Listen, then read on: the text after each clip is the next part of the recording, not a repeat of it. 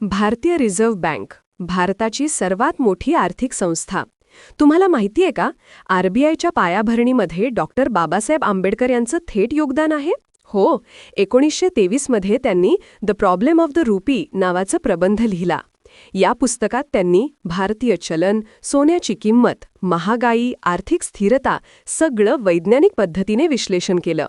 आणि नंतर 1934 मध्ये ज्या कायद्याच्या आधारावर आरबीआय स्थापन झाली, त्या आरबीआय ॲक्टमध्ये बाबासाहेबांच्या पुस्तकातील अनेक शिफारसी थेट स्वीकारल्या गेल्या.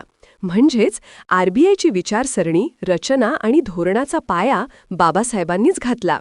त्यांना इकॉनॉमिस्ट विथ विजन म्हणतात ते उगाच नाही. आजची भारतीय अर्थव्यवस्था भक्कम उभी आहे, कारण तिच्या पायामध्ये आंबेडकरचं ज्ञान आहे. This is the truth. Ambedkar is equal to India's economic architect. Jai Bhim. Like करा, सबस्क्राईब करा.